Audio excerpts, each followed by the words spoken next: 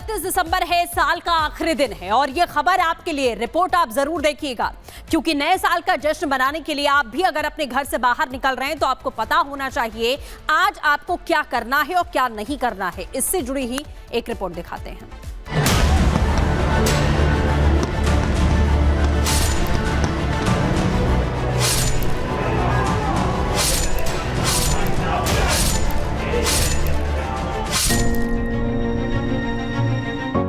सुबह आसमान में जब सूरज निकला तो लोगों ने उसे भी जी भर के देखा। इसलिए देखा क्योंकि आज साल का आखिरी सूर्योदय है।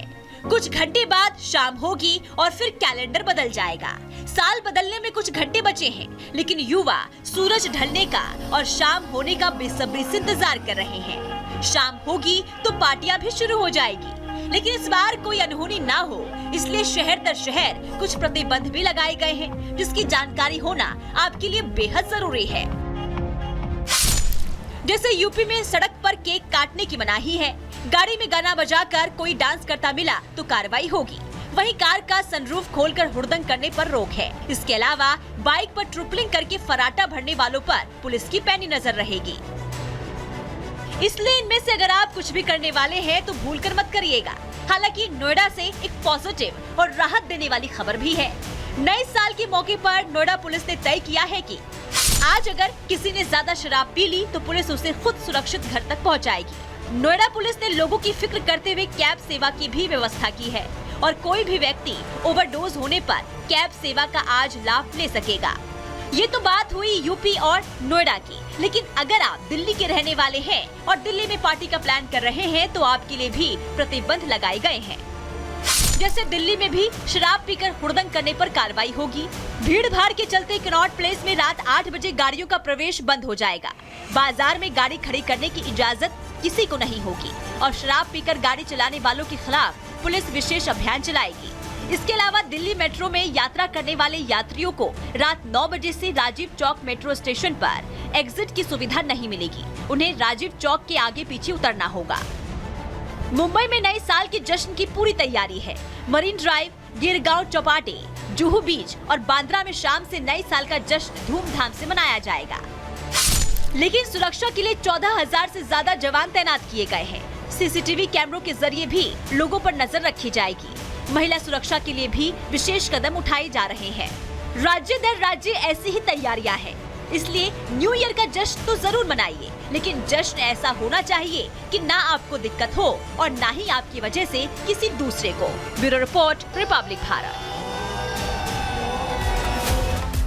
तो आपको बता दें, जिस तरीके से नए साल का जश्न है और बॉर्डर पर भी सिक्योरिटी लगातार कड़ी रहती ही है, गश्त बढ़ा दी गई है ताकि जिस तरह से भारत और पाकिस्तान के बॉर्डर पर इस वक्त गश्त क्यों बढ़ाई गई है, क्योंकि लगातार बर्फबारी हो रही है और ऐसे में खतरा ये है कि पाकिस्तान की ओर से कहीं घुसपैठ ना हो जाए। किस तरह से अलर्ट वहां पर रखा जा रहा है, गुरसिमरन की रिपोर्ट देखिए। सरहद पर लगातार हाई अलर्ट जारी है। पाकिस्तान की तरफ से घुसपैठ की कोशिश की आशंका के बीच सुरक्षा बल जो हैं पूरी तरह से चाक चौबंद हैं। इस वक्त हम जम्मू फ्रंटियर में बीएसएफ के साथ मौजूद हैं। लगातार सरहद की निगरानी बीएसएफ के जवानों की तरफ से जारी है। आप देखेंगे हाथों में अत्याधुनिक हथियार लिए बीएसएफ के जवान लगातार सरहद पर चप्पा चप्पे पर नजर रखे हुए हैं, क्योंकि ठीक सामने देश दुश्मन पाकिस्तान है जो लगातार इस फिराक में रहता है कि कोई भी मौका मिले और घुसपैठ की जाए, यहाँ पर हालात खराब किए जाएं। लेकिन बीएसएफ के जवान लगातार यहां पर पेट्रोलिंग कर रहे हैं। चुनौती सबसे बड़ी यह है कि लगातार ठंड के बीच कोहरा बढ़ रहा है।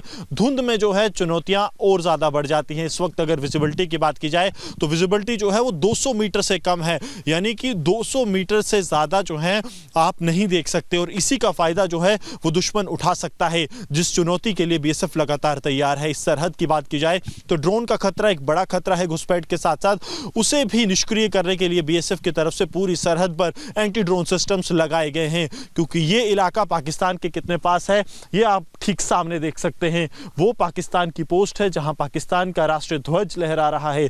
इतने पास से जो है पूरे इलाके को बीएसएफ नजर रखती है और उन चुनौतियों से जो है पार पाती है जो लगातार सरहद पर हैं। सबसे बड़ी चुनौती हाल फिलहाल में ठंड के कारण जो कोहरा है वो एक बड़ी चुनौती है। धुंध जो है उसने विजिबिलिटी को कहीं ना कहीं कम कर दिया है और यही कारण है कि सरहद पर कोशिशें जो हैं सर्दियों के दिनों में बढ़ जाती हैं ताकि हालात जो हैं खराब किए जा सके। साल 2024 की अगर बात करें तो 2024 में 17 आतंकी जो हैं घटनाएं सामने आई हैं जम्मू संभाग में, जिनमें कि 28 सिविलियन और सैनिकों ने शहादत हासिल की है। लेकिन बीएसएफ के जवान सरहद पर पूरी तरह से तैयार हैं।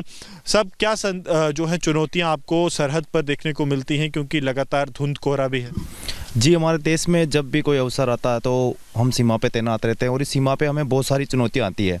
जैसे ठंडी का टाइम होता है, ठंडी टाइम दौरान धुंध का या कोहरे का जो भी होता है, बट हम इस सीमा पर अपनी चौकसी को और तैनाती को बरकरार रखते हैं। हम 24 घंटे हम देश की सेवा में तत्पर रहते हैं। 24 घंटे देश की सेवा में तत्पर हैं, ये संदेश जो है बीएसएफ के जवान लगातार सरहद से दे रहे हैं। आपको बता दें कि ये चुनौतीपूर्ण इलाका जहां पर बीएसएफ के जवान जो हैं वो लगातार पेट्रोल कर रहे हैं और इस पेट्रोल से एक संदेश देने की कोशिश ये भी है कि सरहद पे चाहे जितनी भी चुनौतियां हों, देश दुश्मन पाकिस्तान जो ठीक चंद मीटर की दूरी पर है वो चाहे जितनी भी कोशिशें कर ले, बीएसएफ के जवान पाकिस्तान की हर एक नापाक साजिश को विफल करेंगे। और ग्राउंड जीरो से जो तस्वीरें हैं ये बताती हैं कि देश के सरहद किस तरह से सुरक्षित हैं। देश के सरहद पूरी तरह से सुरक्षित हैं क्योंकि बीएसएफ के ये जो सीमा प्रहरी हैं ये लगातार सरहद पर तैनात हैं।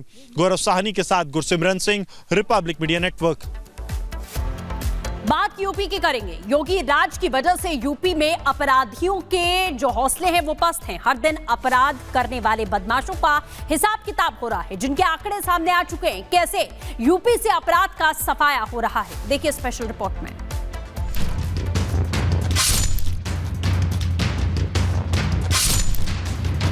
जितने दुर्दांत माफिया यूपी के थे या तो यूपी छोड़ चुके हैं या फिर जहन्नुम की यात्रा में भी जा चुके हैं। उत्तर प्रदेश में सीएम योगी का वचन ही शासन है। ऐसा इसलिए क्योंकि उन्होंने जो कहा वो करके दिखाया, चाहे वो यूपी के विकास की बात हो या फिर उत्तर प्रदेश से अपराध को मिटाने की। उन्होंने 2017 में मुख्यमंत्री पद की शपथ लेने के बाद जो प्रण लिया था वो संदेश समय समय पर देते रहते। हर नागरिक को सुरक्षा प्रदान करना, हर बहन और हर बेटी की सुरक्षा करना इस सरकार का कार्य है। सरकार उसको भी करेगी। और तब भी मैंने कहा था माफिया अगर सिर उठाने का दुस्साहस करेगा तो उसको मिट्टी में मिलाने का काम भी सरकार करेगी। किसी जमाने में उत्तर प्रदेश में माफियाओं और अपराधियों के हौसले बुलंद रहते थे। सरेआम बहन बेटियों से छेड़छाड़ की जाती थी, लूटपाट और हत्या जैसी वारदातों को अंजाम दिया जाता था। लेकिन 2017 में योगी आदित्यनाथ की सत्ता संभालने के बाद सब कुछ बदल गया। उत्तर प्रदेश में सीएम योगी के लॉ एंड ऑर्डर ने अपराधियों के नाक पे दम कर दिया। सीएम योगी की सख्ती से हिस्ट्री शीटर हो या फिर माफिया, सब दहशत में है। उत्तर प्रदेश में अपराध और अपराधियों का हिसाब हो रहा है, जिसके आंकड़े सब कुछ बयां कर रहे हैं।